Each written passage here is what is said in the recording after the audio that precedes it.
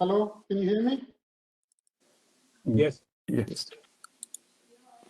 Okay, that's the best we can do. Yeah, no, this is good. Okay, let's kick it off then. Sounds good. So, yeah, so I think we'll get started. Manish, Yeah, I can just, this is Manish, part of the PEC Bay Area alumni group. We started this series. I mean, this is our first one. Sorry for the technical glitches, but welcome everyone. I mean, the purpose of really our community is to bring all the PEC alumni together. And especially for this series is to recognize as well as learn both personally, professionally about various distinguished alumni.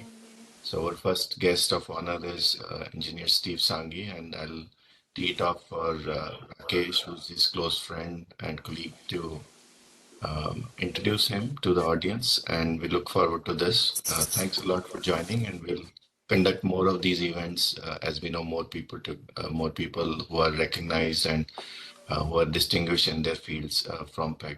Okay, thank you so much. Hi, thanks, Manish. I'm Rakesh Taneja. I'm your host for this 1 hour entertainment and exciting session. And Bay Area people are very, tough. And I got this job to introduce Steve just because I knew Steve for last 57 years, and I had a story to share with you guys. So my story is that Steve, that time he was Satish, he comes to class, grade 9 class in a small town called Ambala, and he is the son of a big, powerful session judge in that little town. And he's grade 9 and he's 12 years old. He's probably 2 or 3 years younger than most of, maybe the youngest student in our class. He was 2 years younger than that person also. But he was very intelligent, very smart. But then he wanted to play cricket in the school team also, and I happened to be in the cricket team, and I was not a tough guy, I was not a gunda, and I was not a dada, but I just pushed him once with my fist because he was insisting on playing cricket with us, and it hit him on his nose, and it started bleeding very heavily. And he ran out of the field, and I thought probably he's going to run to the principal's office, and I was so pretty scared. And I left the game and I didn't show up in the class for next 2 days because I was very scared that he's going to tell his dad, and his dad is going to put me in jail, and that'll be end of my life. But till I didn't come to school, till I was told my friends came to my home and said, hey, Steve is okay, or Satish is okay, and he's not doing anything, and you're safe to come. So because those days we didn't know how to say sorry, we didn't know how to apologize, we didn't say thank you for not reporting the matter. But I didn't talk to him for next 2-3 years till we finished our higher secondary, and life goes on. I go to engineering college, join electronics branch in 1970 batch, and guess 1 year later, Steve joins because he was underage. He joins the same branch a year later. I'm a little more mature, but still I don't say anything about that incident. Then what happens? I do save him from ragging in our college. I do give him some books, but still we're not really friends, but he would come and have lunch with me once in a semester or something. 3 years we were like that. Then life goes on, and then we move on our way. He goes to US. I do my job. I join my Indian Army, and fast forward 35 years, I come to US for my son's graduation ceremony. And that time we were 7 of us we meet in electronics branch, 74 graduates. We meet and we talk about Steve.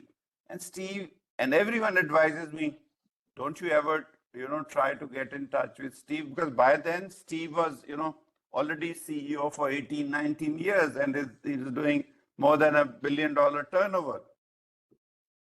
But I did send him an email, that, hey, Steve, I'm Rakesh. I didn't mention anything about nosebleed incident. And guess, within a couple of hours, I get a reply that, Rakesh, we need to meet and discuss this incident. You'd given me a nosebleed, and I'm in Phoenix. And to cut the story short, we did meet in Steve's house. He takes a day off and he spends the time. We discuss, we share the story with everyone in our families, because I went to his house with my family. So he was great, and we catch up and about our personal things for last 35 years. And then I said, what about your job? Tell me about your job. And he handed me over his book, He said, this is my book, this is my life, and this is what I've done that's driving excellence. And he signs it and gives it to me. So anyway, since that we've been talking to each other. So that's my story. But then the next thing I want to talk about it, then I read a story in Indian newspaper, So Indian newspaper says that Steve hires Ganesh Murthy as his replacement CEO at 40 lakhs per day dihadi. I mean, so in Indian newspaper, and it was in economics time in the business section. The point I'm making is he became so strong from a tiny little boy. I knew him in grade 9 to such a strong personality, and that he could, let's listen to him, that how he hires, people at 40 lakhs a day. That's his story. Over to Steve. Thank you, Rakesh. Can everybody hear me? Yes. Yeah, so if you get an echo here and there, we'll just have to live through it. Thank you for that introduction, Rakesh. Yes, I'll start my story probably even prior to that 9th grade with Rakesh. I'll start my story when I was 4 years old, and my father was the highest city official in a very small border town with China in Himachal Pradesh. And in 1959, when I was 4 years old, and China invaded Tibet, then Dalai Lama fled, and he took asylum in India. When he entered India, the Indian government sent my father to take a delegation and go greet the Dalai Lama. Now, as it is in small towns, it was a very, very small town, and people take their kids to various events. And my father took me with him. And as the line was formed, how Dalai Lama was being greeted, everybody put garland in his flower in a traditional Indian way. And when Dalai Lama reached me, he took all the garlands from his neck and he put it in mine. And so I think it's been said that maybe I was blessed early. Now, I didn't know Dalai Lama all these years. Later on, as I read about the teachings of Dalai Lama, I always think that maybe he had a subliminal effect on me in my life, how it turned out, from that brief encounter at the age of 4 years old. Now, the other thing was, as Rakesh said, in 9th grade, I was only 12 years old. Well, how did that happen? Living in small towns in India, there wasn't much structure when you go to school, how old you have to be. Like in the United States, if you're not 6 years old, you cannot go to the first grade. So over there, my parents took me to school, and the teacher asked, can you say a multiple of 3? I said 3, how about multiple of 19? And, I was 3 years old at that time. And I was just studying at home with my sister, who was 2 or 3 years older. And I, without any error, recited the multiple of 19. And then the teacher put me on the 3rd grade, in the same grade as my sister. So that's how I was so small, when I reached, 9th grade, I was only 12 years old. And then Rakesh and I were in the same grade, but then he went to engineering college a year earlier because I couldn't get admission. I was not even 16, and that was the minimum age required. So I had to sit back a year. So that's how when I joined, I was a year junior to Rakesh. Now, the other thing was, as I was growing up in India, I had early interest in science and technology. I would open up appliances and things that work perfectly and try to figure them out why they work. And sometimes I wasn't able to put them back together in a fully functional way. And, we get scolding from my parents, but I guess that early interest in science and technology fed my career, later on, where that curiosity continued, curiosity to invent, curiosity to figure out how things work and why they work, and if they don't work, try to fix them. So, many of us have had, similar experience in college, in Punjab Engineering College. So I really wouldn't go through that. Most of us kind of went through fairly similar experience. And then I came to United States. And I would say, all of you who are here, if you came here for getting your master's or PhD, some of your experiences may be similar to mine, where, I came here with $150 in my pocket, one-way plane ticket, had no place to stay, no way to pay the tuition. And a lot of Indians I talked to here kind of had similar experiences. And then we somehow are here, made our way through. I did some odd jobs and did some tutoring and did some other jobs to pay my tuition and got an engineering degree, master's. I graduated from University of Massachusetts with a 4.0 degree, 4.0 GPA. And I think, that kind of opened up, lots of avenues. And my first job was at Intel. I joined Intel in 1978, worked for 10 years at Intel. And, after 8 years of being a new college grad, I was running $200 million business for Intel. So grew very rapidly. Those were the years at Intel. It was a small company, and there were a lot of positions open which they couldn't fill.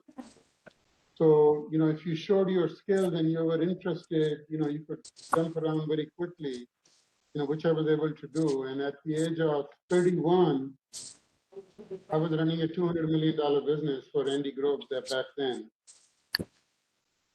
So let's kind of move forward. I left Intel in 1988 to seek my fortunes in the startup world. Although I had done well at Intel, I had gone as high as I thought I could. And I wanted to go to a startup company, possibly make lots of money. And the first position I got was, I went to a small company called Wafer Scale Integration in Fremont, California as a VP of operations. Well, soon after, they decided to merge Wafer Scale with Microchip. In fact, I was sent to Microchip to conduct some diligence, which I did, and then made a positive proposal that using Wafer Scale's technology and Microchip's manufacturing capability could actually make a pretty good semiconductor company. But I wasn't able to sell that deal to the board. Each side board wanted 2/3 of the joint company, which just doesn't work. So the deal fell apart, and there was a huge turnover at Wafer Scale. Many people left. I stayed for another 9 months, and then I left. I wanted to start another semiconductor company, really wanted to be an entrepreneur. So I put a business plan together, and I started to raise money. And to raise money, I landed up seeing the same venture capitalist which had funded Microchip. And they asked me to, why don't you join Microchip and implement your plan there? It seemed intriguing. I didn't have to build a new team. All the infrastructure was there, factories were there. I thought that was a great idea. So I accepted the job to come to Microchip, and that's implemented the plan, and the rest is history. So I came to Microchip in 1990. And when I became the, I joined as a senior VP of operations, but within a month, they fired the CEO. And after 3 months search, I became the president. So we'll begin the Microchip story at that time. Microchip had no money. It was nearly going bankrupt. I rapidly put a business plan together, started to raise money. But for 9 months before I got a $2 million check from Kleiner Perkins, every other Tuesday, I would not know whether the paychecks will clear on a Friday. And for 9 months, we were hand to mouth. In fact, I remember taking 6 of my paychecks for a whole quarter and putting them in my drawer. I wouldn't deposit them so that somebody else's paycheck can go farther. And if the company had filed bankruptcy, then I would have lost a quarter worth of pay, which probably was okay because somebody else got paid. But during that time, we made rapid progress in turning the company around. We made it profitable. 9 months later, I got a $2 million check from Kleiner Perkins, and rapidly I raised another $8 million. So with that $10 million in hand, we made rapid progress and took the company public 2 years later, which was really at a record pace. And when we went public in 1993, our sales were about $90 million, and market value was about 85 million. That year, we finished at a market value of about $1 billion. Stock was up about 6.5x, and we had raised another $50 million in financing. If you were to just scroll forward till today, $43 billion market cap, $9 billion revenue. So we've gone up 100x in revenue, and I've gone up about 300x in stock price. And then the book really just tells a story about how we went from that nearly going bankrupt to one of the most successful semiconductor companies. In the second chapter, I write about the transformation of Microchip, some of the techniques we use, and all that. In the chapter after, I talk about IPO, how we positioned the company. And then after we went public and we got money for growth, we went through several years of very substantial growth. We went from a revenue of $90 million in 93 to 150 next year, to 208 the year after, to 261, to 350. I mean, it just was rapidly 40, 50% growth years, and it continued all the way till about 1999 before we ran into the Y2K and tech bust and all that. So those were the years of substantial growth. And through the years of substantial growth, all the systems in the company come under stress. You know, you go from one product line to multiple product lines, one factory to more than one factory, one location to multiple locations, lots of customers, you expand geographically, you expand internationally. And all the systems in the company come under stress, and how you manage through all that. I think the chapter 4, substantial growth phase, describes all that fairly well. We also build a non-commissioned sales force. If you have questions, I'll take questions later. Otherwise, you can read that in the chapter 5. Chapter 6 deals with crisis management. Now, no matter how good a company you have, sooner or later, you're going to have a crisis. That's not a matter of if, that's a matter of when. And we had plenty of crises along the way. We dealt with Y2K, 9/11, Asian financial crisis, and the global financial crisis of 2008 and 2009, then COVID-19. So we dealt with plenty of crises. And the key thing is that through every crisis, we managed in a way that we came out higher and better than before, more profitable, higher score on our guiding values, which is the score of our culture. Tremendous expense management, gain of market share. So that was really incredible how we used each crisis to our advantage to actually come out better than we went in. We also implemented an in-house designed system that we call management system, which we call the aggregate system. My first book was all about implementing the aggregate system, and you can read that. We won't have time today. In the second book, I just summarized the aggregate system in a single chapter, which is the chapter 7. Then in chapter 8, I wrote about a strategic planning process. Over the course of my 40-plus year career, I've seen a lot of strategic planning processes, how companies do it. I've read books about it. I've implemented a few. But the strategic process that we implemented, we didn't invent it. It was taught to us by one of the consultants who I later hired as my board member for years. Is one of the best processes I've seen. It's in chapter 11, in chapter 8. And the strategic planning process for any of the entrepreneurs, if you want to build one, a strategic planning process, it tries to identify every barrier you're going to come across in the next 5 years, which will become a barrier to your growth. And if you didn't solve that issue, then you will hit the brick wall and not grow, and will take several years to recover from that crisis. And this strategic planning process tries to identify all those issues 5 years ahead of time. And then you can implement, have a team that resolves those issues 3-4 years before they will become a problem. And I think that strategic planning process has been critical to our success, because over the course of my 32 years, we never had a moment where we are facing a crisis and our growth has stopped, and we said, oh my God, why didn't we think of it 4 years ago?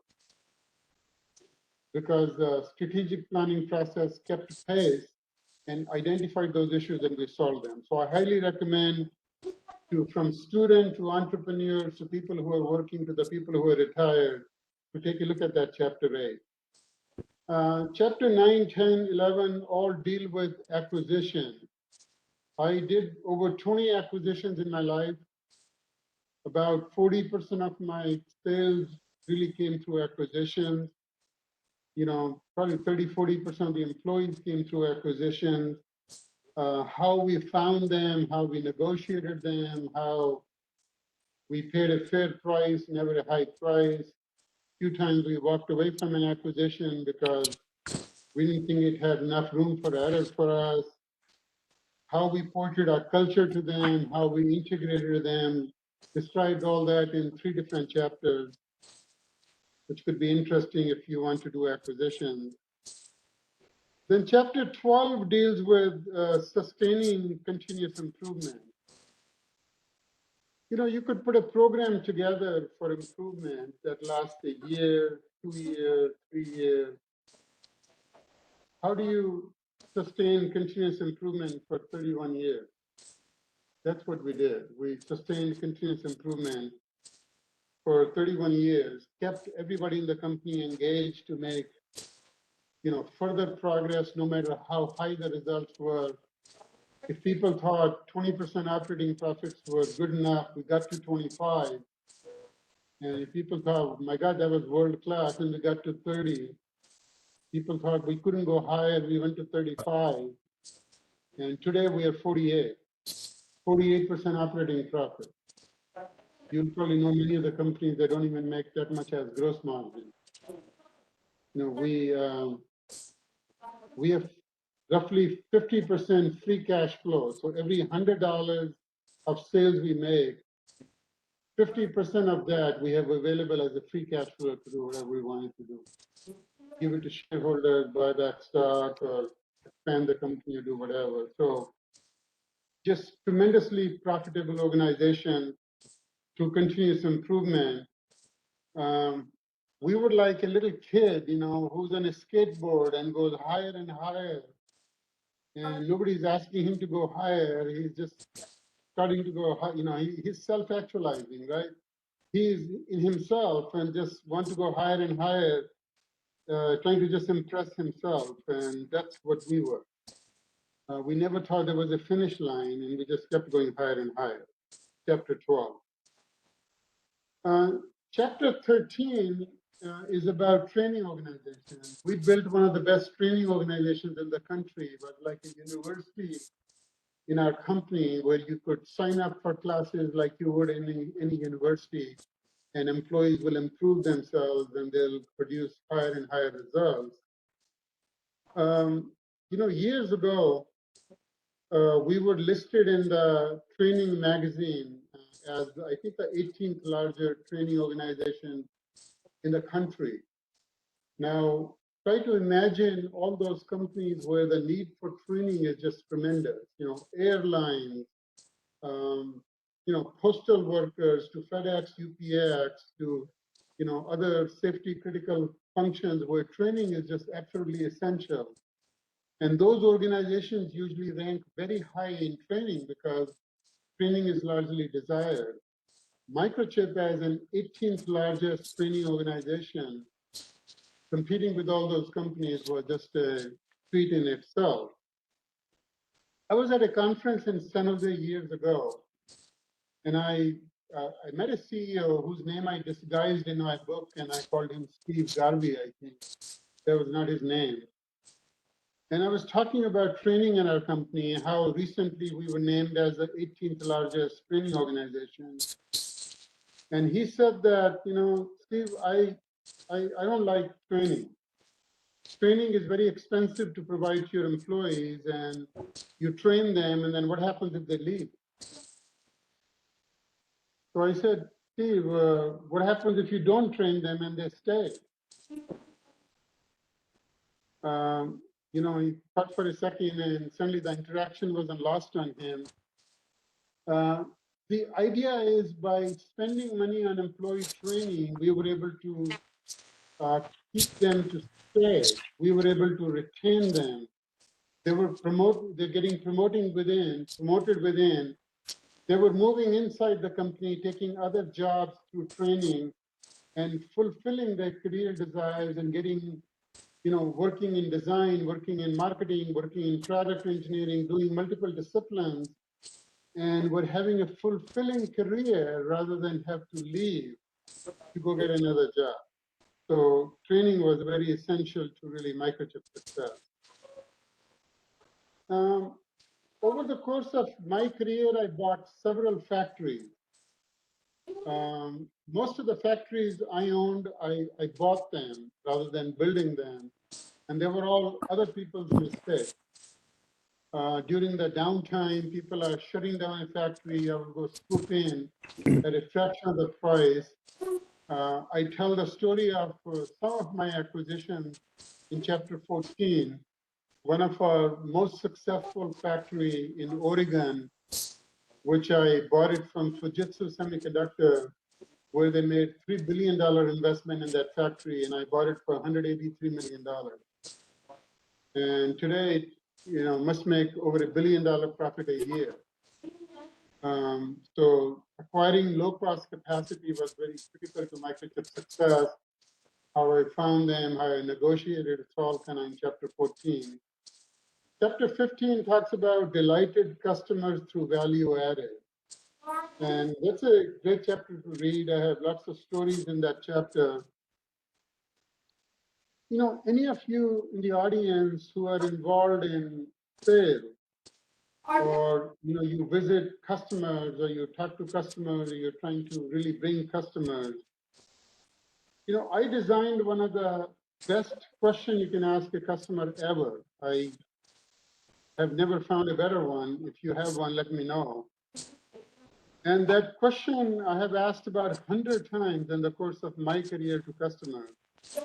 And that question is, what is it that you cannot do today, but would love to do if you only knew that it could be done? You pop that question to your customer, dear sir, what is it that you cannot do today, but would love to do if you only knew that it could be done? You ask that question and then customer tells you all his problems. And if you can solve any of your problems, then you get business. I mean, I opened so many doors. One great story, and it's in the book also, was I visited a customer in Europe, in Germany. This customer's business was building remote control. So, they built remote controls for all the TV manufacturers, garage door opener manufacturers, car manufacturers. They essentially built these remote control key fobs, as well as the TV, audio, stereo remote control. So when you buy a Samsung TV, many times the remote control was built by them. And they used to use the microcontroller inside from our competitor, Motorola, at that time. So I went to visit the customer. The president came out to see me in the conference room. So I popped the question. I said, sir, what is it that you cannot do today, but would love to do if you only knew that it could be done?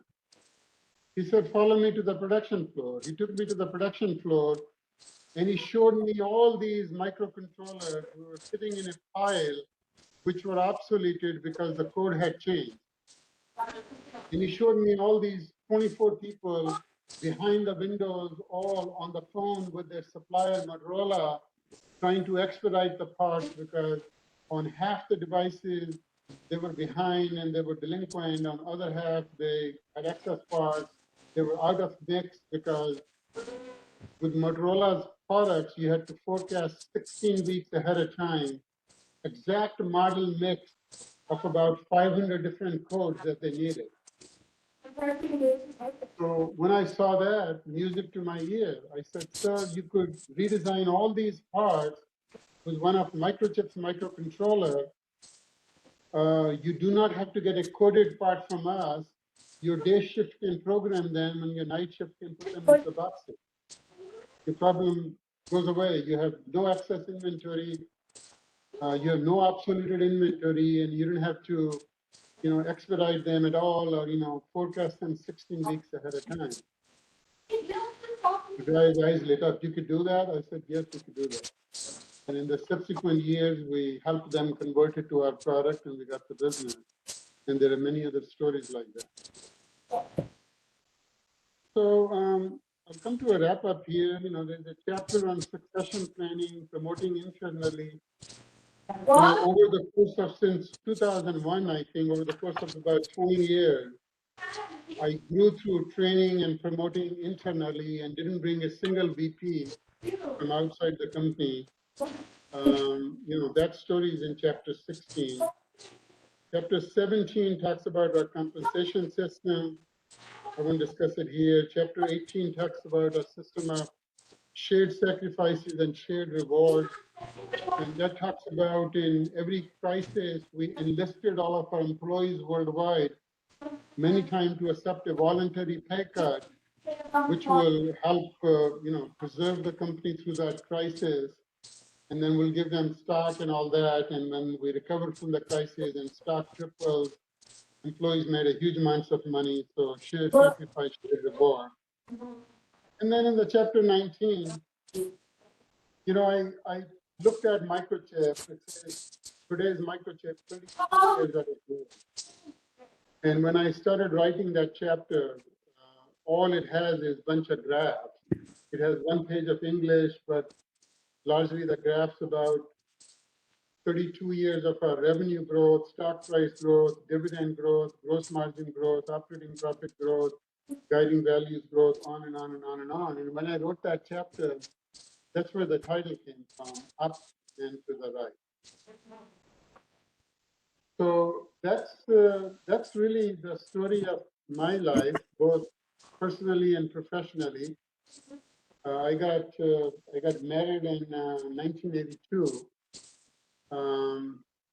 So about 41 years of marriage. We have 2 children, a 37-year-old daughter and a 35-year-old son. And we have 3 grandkids, 2 from my daughter and 1 from my son.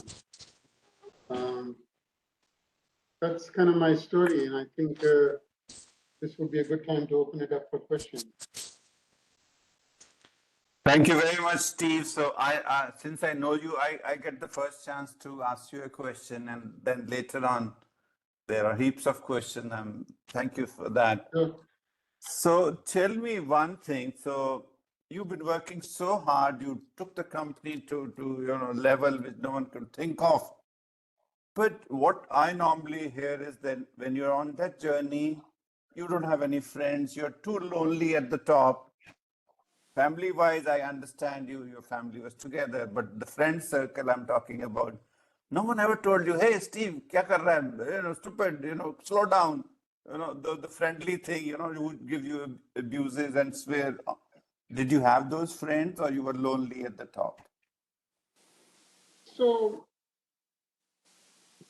CEO is really lonely at the top.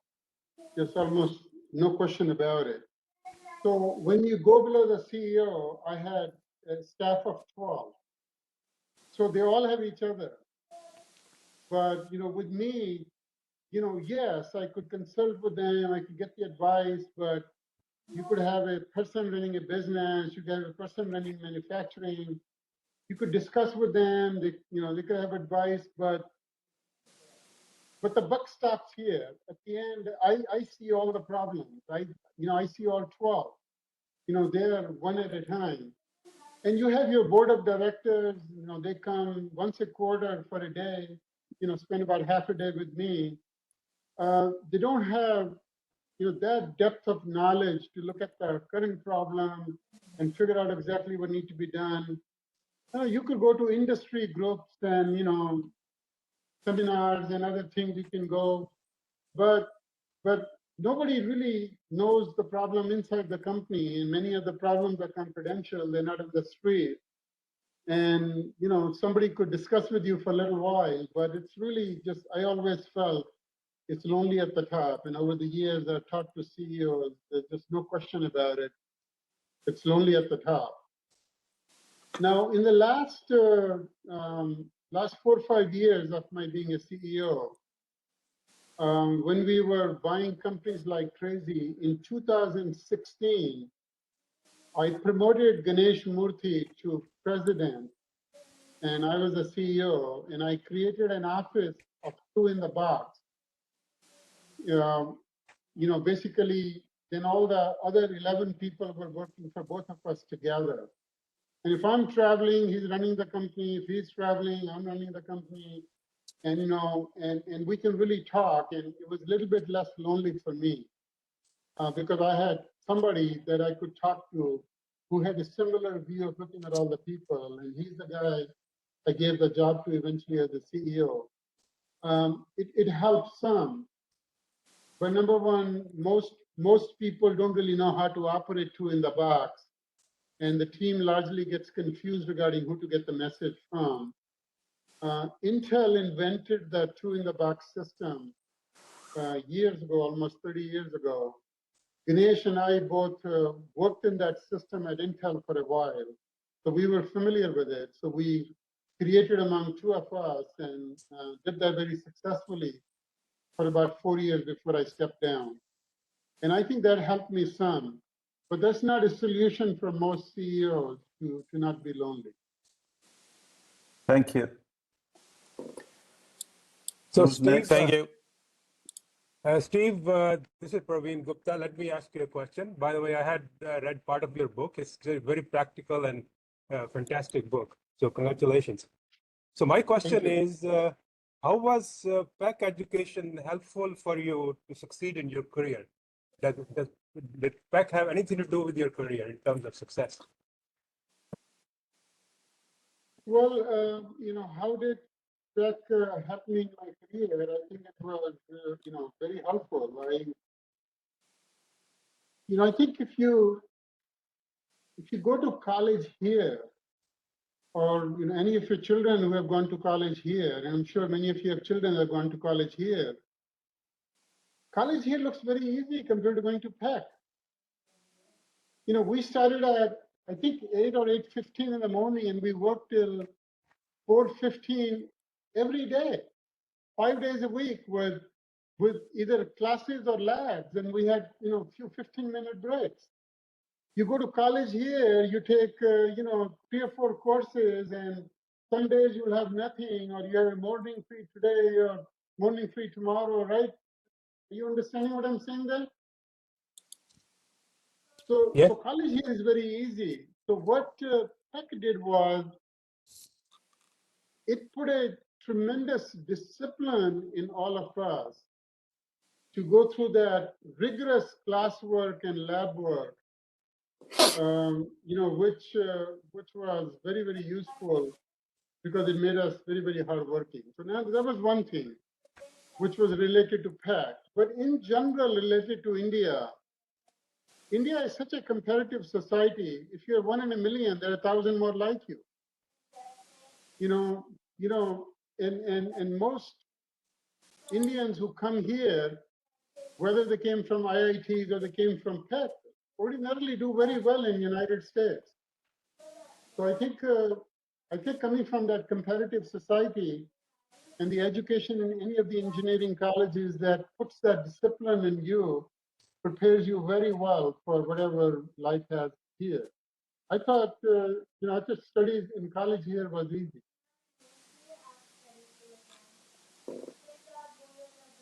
Thank you. Hey, thanks, Steve.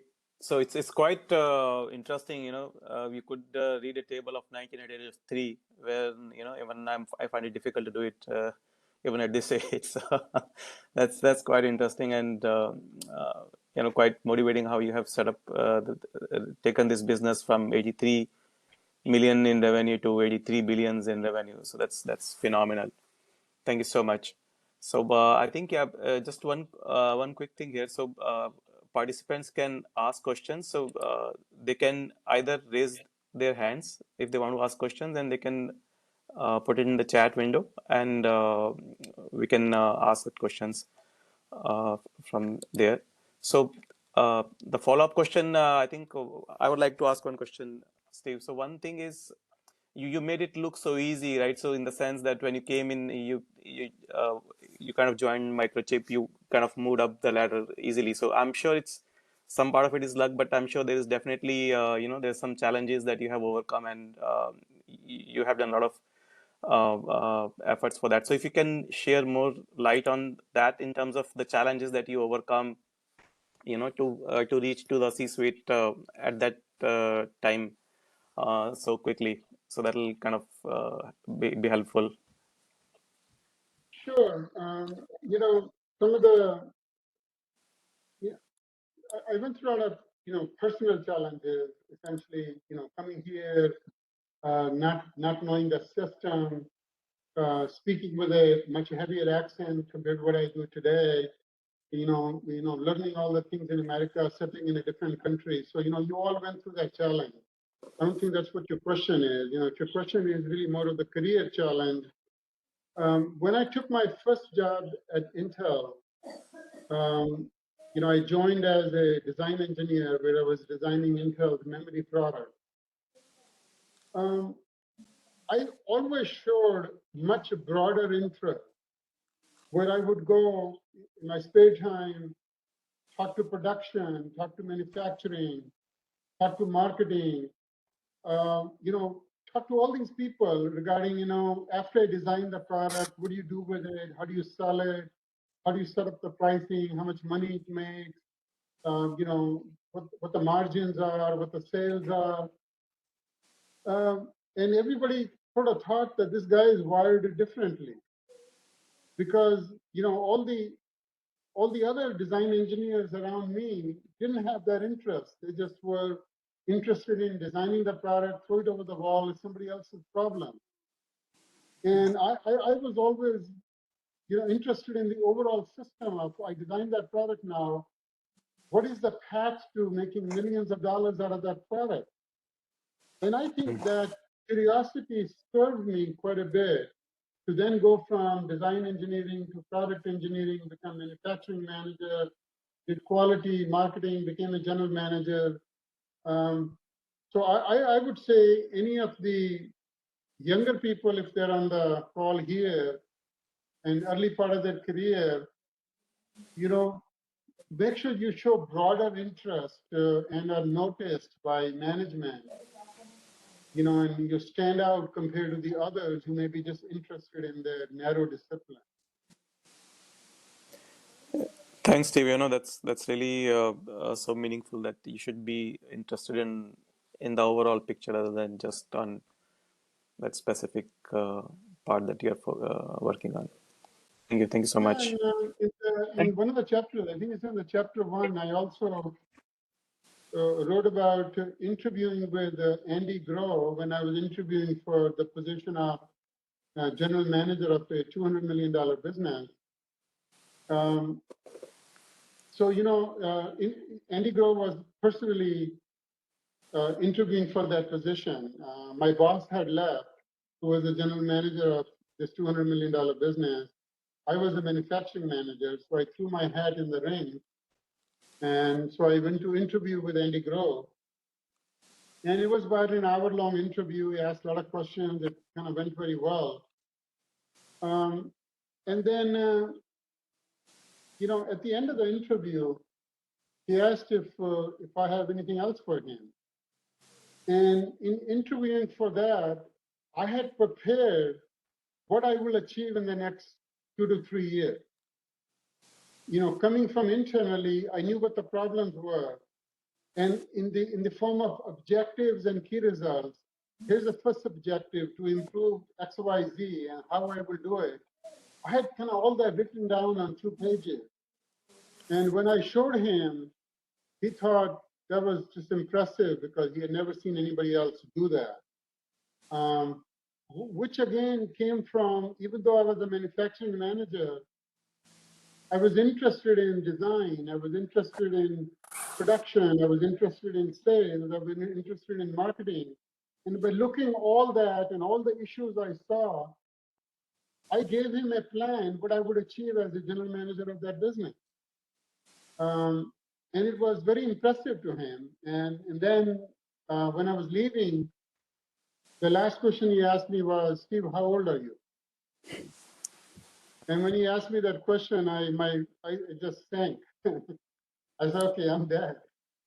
Because I was 31 years old and there was nobody less than 50 years old that ran a $200 million business in Intel at that time. And I thought, okay, well, I guess I'm dead.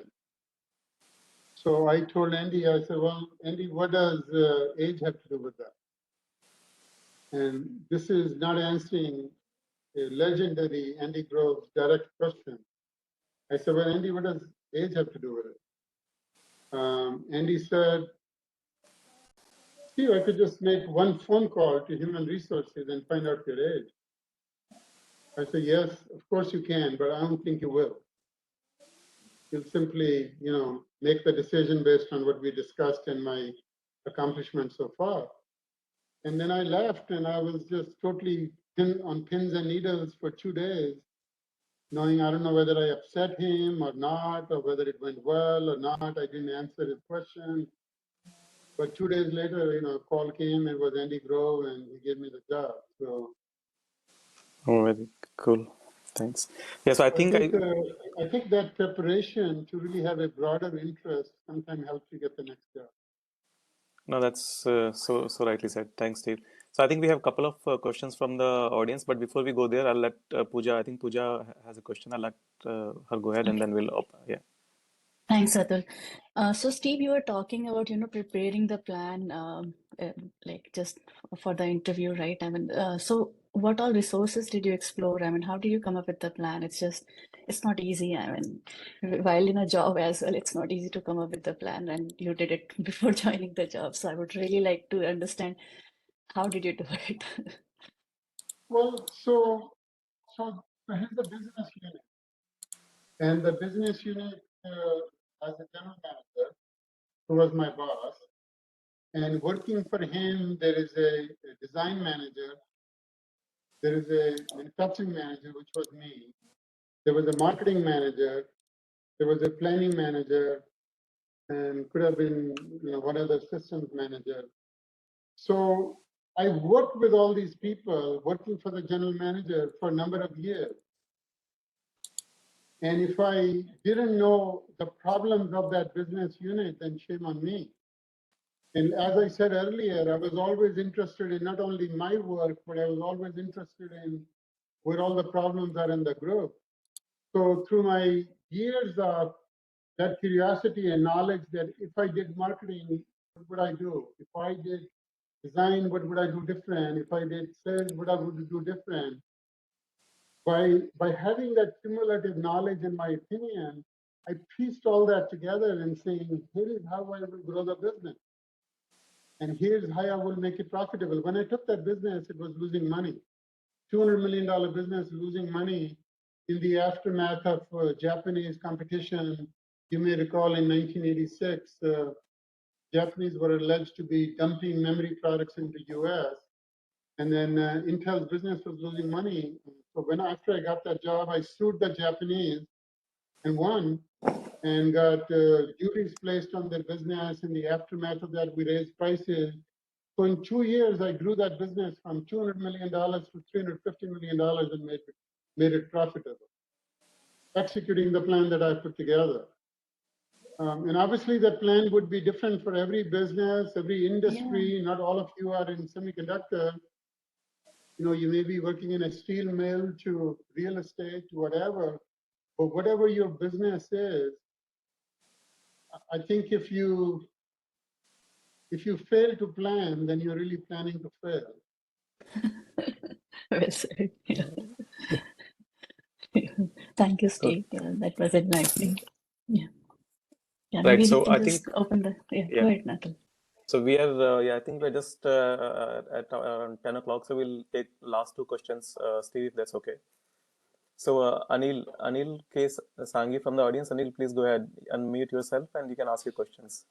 Good morning, Steve. I am your first cousin's son, Anil Sanghi. I don't know whether you remember, I stayed with you for 2-3 days in 2013. Yes, Anil, good to hear from you. What's your father's name? So, hello. What's your father's name? He expired in January this year. January of this year, on What's his 18th name? January. Amar Singh Sanghi. Amar Singh Amri. Sanghi. Yes, yes. I spoke with him just a couple of Yeah. months before he passed away. Yes, yes. He expired in January.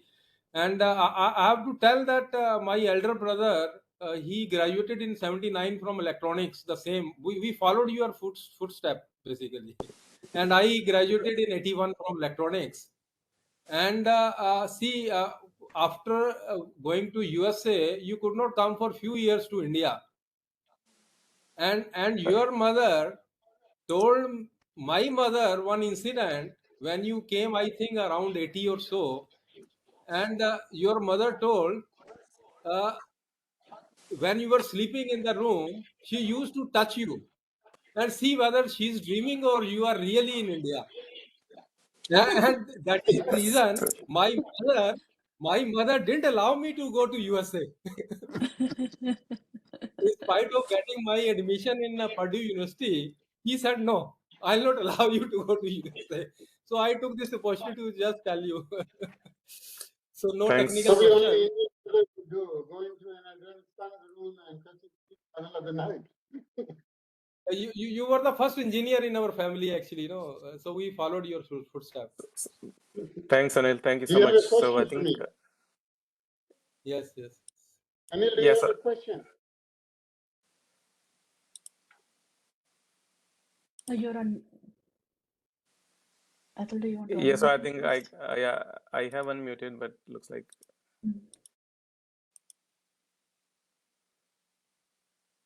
Thanks, Steve. Can you hear no. me? I think we'll go to Yes, the next absolutely. question. Go ahead. Tilak, Tilak, please go ahead.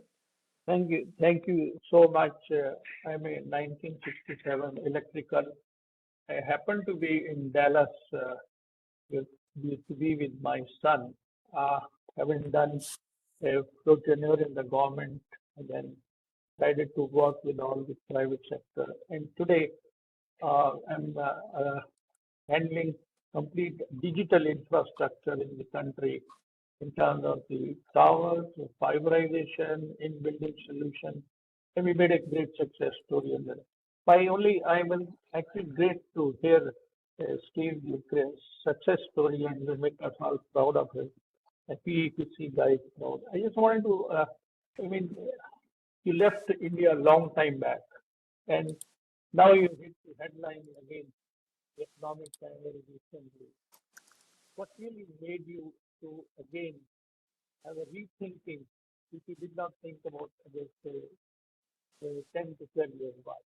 That's what I thought, because we're very proud to have you as a guy from the field who has done extremely well with a great success story. Over to you. Thank you.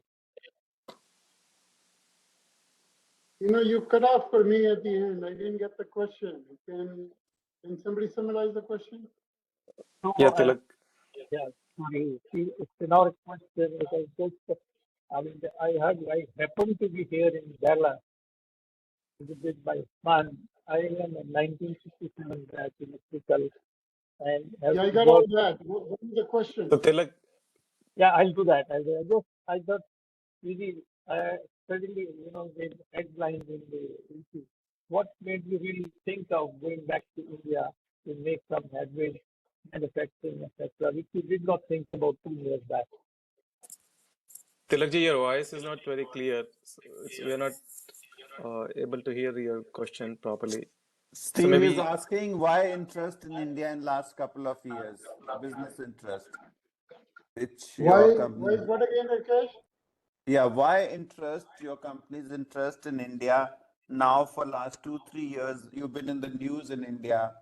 Because I heard, listen to so many stories. Why now? Why not 10 years back? Why not 20 years back?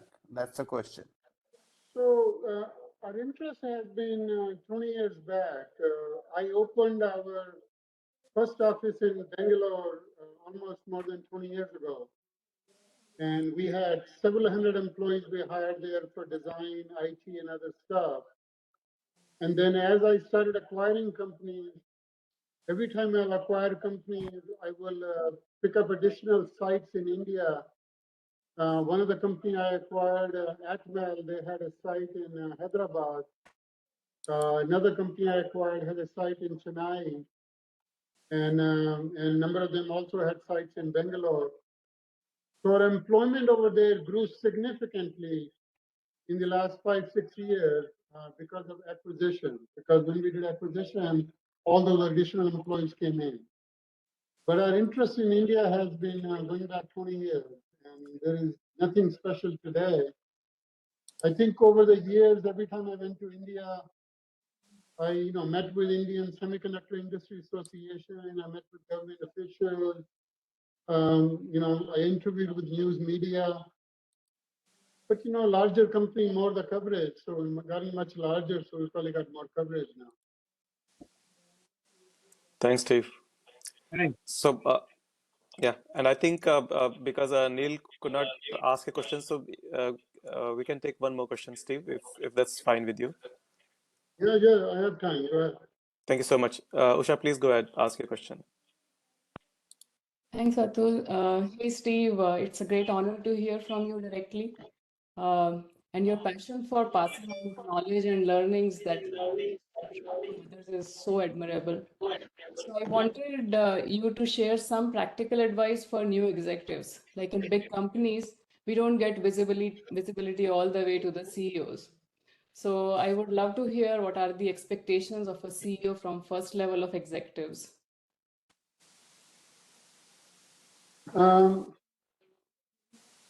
If you buy a copy of my first book, which is titled Driving Excellence, which I wrote together with my ex-VP of Human Resources, it has 25 desired characteristics of a manager. I don't know what chapter it is in. It's in one of the later chapters. And I think that they will tell you really which skills to acquire and how to judge yourself regarding the skills where you are weak in, and to improve those skills so you can go further. There's one chapter in that book. It's called the weakness principle. Write it down, the weakness principle. What weakness principle means is when you come from college and you go to work for a company, how your career grows largely depends on your strength. You know, if you have strength in software or design or marketing or sales or skills or whatever, your career largely grows because of your skill and your strength. And then it reaches a point in your career, which is the executive level when you reach. Usually it's at a director level or vice president level in a company. When you reach there, for vast majority of people, their career stalls there. They never go past being a director, or never go past being a vice president. And the reason being, your weaknesses are a negative force on your career, while your strengths are a positive force on your career. And there's a point, which could be a director level or VP level, where your weaknesses become so much more important for that job, and they counteract your strength and your career stalls. And at that point in time, to go further, you can work all you like on your strength. You need to work on your weaknesses to go further. You need to remove that negative force on your career so that your career could propel further. You know, probably 25, 30 different executives could have come to me for advice over my career. And these are director, VP level people asking why they didn't get the next promotion or what they need to do next. And in each and every case, when I analyzed it with them, the problem was always the same, where they were very good in what they were doing, but either they were a bull in the china shop, were not liked by the people, or you know, they overlooked certain parts of the job, which was their weakness. It was always the weakness by which the management wouldn't think that they were ready for the next step. So identify your weaknesses, solve those weaknesses so it removes the negative force on your career, so your strengths can propel you forward. Read more of that in the weakness principle. I believe it's chapter 7 in my first book. Thank you so much. Yeah, this was very profound. Very profound. Thank you. You have to grow in all directions. Makes sense. Thanks. Yep. Thanks. Thank you, Steve. So I think we're already 10 minutes past 10.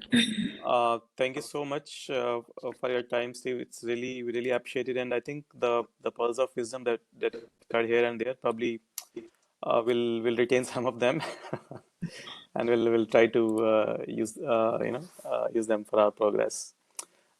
Thank you so much. With this, I thank you from all the PEC alumni team for taking out time and sharing your story with us. Thank you, Praveen, and thank you, Rakesh, for organizing. Thank you. Thank you. Thank you very much, Steve. Thank you. Quite my honor. Thank you. Thanks. Bye. Bye-bye.